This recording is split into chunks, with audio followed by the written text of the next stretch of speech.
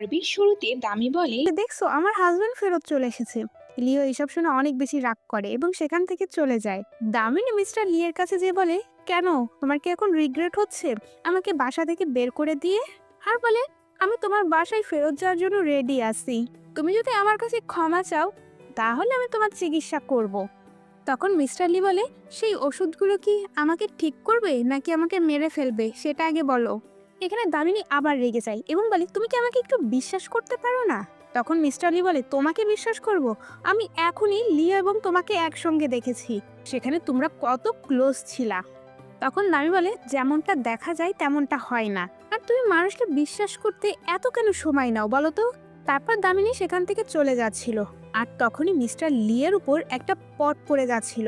Damini magic ব্যবহার করে সেই পটটি আটকে ফেলে এবং পটটি মিস্টার লিয়ের উপর পড়ে না। তখন দামি বলে, দেখছো, তুমি যদি আমার সঙ্গে থাকো সব সময় সেফ থাকবা। মিস্টার লি তারপরও তাকে বিশ্বাস করতে পারতেছিল না। তখন দামি বলে, আমি এখন পর্যন্ত তোমাকে হার্ম করার কোনো চেষ্টা করিনি, আর আমি এসব চিন্তাও করতে পারি না। তারপর দামিনী মিস্টার লিয়ের হুইল চেয়ার ধাক্কা দেয় এবং সে নিচে যেতে থাকে। এরপর দামিনী অনেক স্পিডে যেয়ে তার হুইল চেয়ার ধরে ফেলে আর এসে বলে, দেখছো, আমি তোমাকে আবার বাঁচিয়ে ফেলেছি। তখন মিস্টার লি বলে, ধাক্কাটাও তো তুমিই মারছো। তখন দামি বলে, তোমার প্রবলেমটা কি সেটা আগে বলো তো। তখন মিস্টার লি বলে, আমি এখনো ভাবতেছি লিও এবং তোমার সাথে সম্পর্কটা কি। তখন দামিনী মনে মনে ভাবে, সে মনে করতেছে আমাদের মধ্যে কিছু একটা চলতেছে। তখন দামি বলে, তুমি যে ডাউট করতেছো তা একদম ঠিক না, কারণ আমি লিওকে তো চিনিই না ঠিকঠাক মতো। সে হুট করে সেখানে চলে এসেছিল এবং আমার সঙ্গে ধাক্কা লাগছে।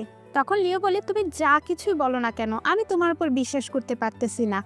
এরপর দামিনী মিস্টার লিকে আবার আটকায় এবং তার নার্ভাস সিস্টেম চেক করতে থাকে। মিস্টার লি যে নেগেটিভ এনার্জি ছিল, যার কারণে দামিনীর অনেক বেশি কষ্ট হচ্ছিল। এখানে দামিনী অজ্ঞান হয়ে যায়। এখানে মাস্টারও বুঝতে পারে যে দামিনীর সঙ্গে কিছু না কিছু একটা হয়েছে। এখানে ডাক্তার মিস্টার লিকে বলে, সে মনে হয় কিছু খায়নি, যার কারণে সে অজ্ঞান হয়ে গিয়েছে। এখানে মিস্টার লি ডক্টরকে বলে, সে এখন পর্যন্ত জ্ঞান কেন ফেরেনি। তখন ডাক্তার বলে, তার মনে হয় ঘুম এসেছে, ঘুম ভাঙলে সে উঠে যাবে। আর তখনই মিস্টার লি মাস্টারের আওয়াজ শুনতে পায় এবং তাকে দেখতেই পায়। সে যখন কাউকে ডাকতে যাবে তখনই মাস্টার তাকে আটকায় এবং বলে, তুমি ব্যথিত আর কেউ আমাকে দেখতে পারবে না, তাই মুখটা বন্ধ রাখো চুপচাপ। তখন মাস্টার বলে, দামিনীর এমন অবস্থার জন্য একমাত্র দায়ী হচ্ছে তুমি। এখানে মাস্টার তার ম্যাজিক ব্যবহার করে এবং দামিনীর নার্ভাস সিস্টেম চেক করতে থাকে এবং সে বুঝতে পারে দামিনীর সঙ্গে যা কিছু হয়েছে তার কারণ হচ্ছে ইভিল স্পিরিটের। এরপর মাস্টার লিকে সকল কিছু বলতে থাকে। মাস্টার থেকে এটাও বলে, তোমাকে বাঁচানোর জন্য সে দিন দিন তার এনার্জি লুজ করতেছে। তখন মিস্টার লি বলে, এর কি কোনো উপায় নেই? এখানে মাস্টার বলে, এর উপায় তো আমি তাকে আগেই দিয়ে দিয়েছিলাম, তাকে তার সেভিয়ারের সঙ্গে বিয়ে করতে হবে, তার কারণেই সে বেঁচে থাকতে পারবে, তা না হলে সে খুব তাড়াতাড়ি মারা যাবে। এখানে মিস্টার লির অনেক খারাপ লাগতেছিল। সে এই মেয়েটিকে কত কিছু বলেছিল, সে তো শুধু তার জীবনই বাঁচাতে চাচ্ছিল। এখানে মিস্টার লি মাস্টারকে বলে, আমি কি দামিনীকে কিছুদিনের জন্য আমার কাছে রাখবো?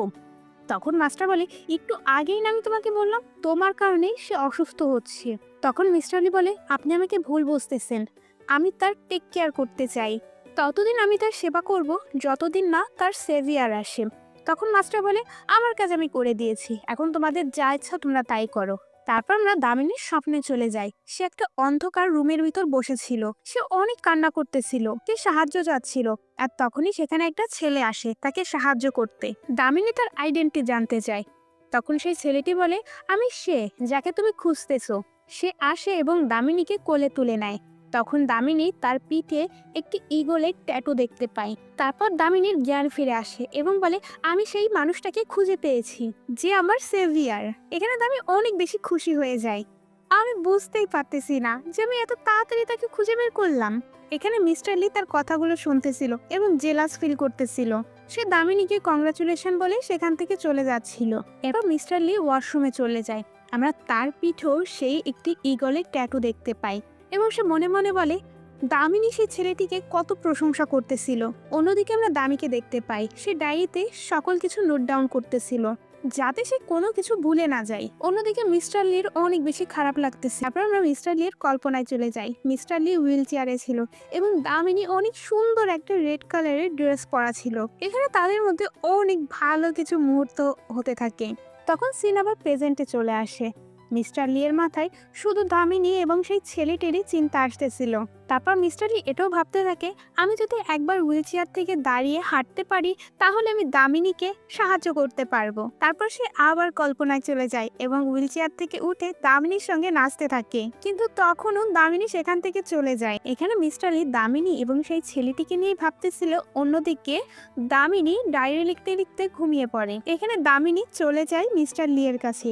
সে সেই নোট এবং সেই কাগজটি দেখাচ্ছিল। সে তাকে বলতে থাকে, এই দেখো, এই ইগলওয়ালা ট্যাটু এবং তার বার্থ ডেট। তুমি যাও এবং এই পার্সনটিকে খুঁজে বের করো। তারপর মিস্টার লি যখন সেই ইগলের ট্যাটুটি দেখে এবং সে বলে, এই ট্যাটু তো আমারও পিছনে আছে, কিন্তু এই যে যে বার্থ ডেট সেটা আমার সঙ্গে মিলতেছে না।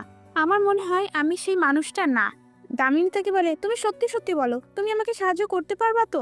তখন মিস্টার লি বলে, তুমি চিন্তা করো না, আমি পুরো সাহায্য করার চেষ্টা করব। তারপর সন্ধ্যা হয়ে যায়। মিস্টার লি 3জন ছেলেকে সেখানে নিয়ে আসে। তখন দামি বলে, এখানে তো অনেকে। তখন মিস্টার লি বলে, তুমি যেমনটা বলেছিলে আমি তেমন লোকদের নিয়ে এসেছি, আর কে তোমার সেভার সেটা তো তোমাকেই খুঁজে বের করতে হবে। এখানে দামিনী এক এক করে সবাইকে দেখতে থাকে এবং সবাইকে কাপড় খুলতে বলে। এখানে প্রথম যে ছেলেটি ছিল সে জামা খুলতে চায় না এবং বলে, আমি আমি কেন আমার জামা খুলবো, এবং যেতে থাকে। তখন দামিনী বলে, তুমি যদি কাপড় না খুলো আমি চেক করব কি করে? তখন ছেলেটি বলে, না না, আমি এতজনের মধ্যে কাপড় খুলতে পারবো না। তারপর দামিনী তার ট্যাটু দেখে এবং বলে, তোমার বার্থ মার্ক এরকম গায়েব কেন হয়ে যাচ্ছে? তখন সবাই বুঝে যায় তার বার্থডে সেম হলেও সে ইগলের ট্যাটুটি নকল বানিয়েছে। তখন মিস্টার লি তার অ্যাসিস্ট্যান্টকে তাকে সেখান থেকে নিয়ে যেতে বলে। তারপর দামিনী দ্বিতীয় ছেলের কাছে চলে যায়। দ্বিতীয় ছেলে তার শার্ট খোলে এবং তার অনেক সুন্দর বডি ছিল।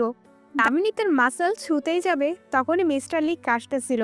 তখন দামি বলে, তোমার কি কোনো অসুবিধা হচ্ছে? তখন মিস্টার লি বলে, না, শুধু কাশি আসতেছিল। তারপর দামিনী আবার যখন তার বডি ছুতে যাবে মিস্টার লি আবার কাশতেছিল।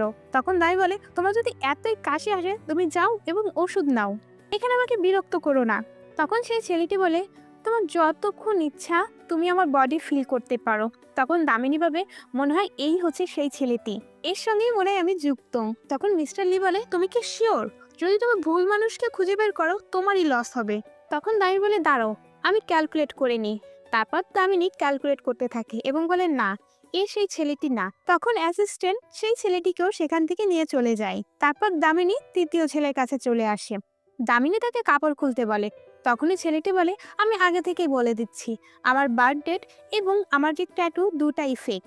আমি তো মিথ্যা বলেছিলাম, এখানে টাকা পাওয়া যাবে এর জন্য, আমাকে ক্ষমা করে দাও। এবং এটা বলতে বলতে সে সেখান থেকে চলে যায়। তখন দামিনী বলে, আমি এতগুলো লোকের সঙ্গে দেখা করলাম, তারপর আমি আমার ডেস্টিনিকে খুঁজে পেলাম না।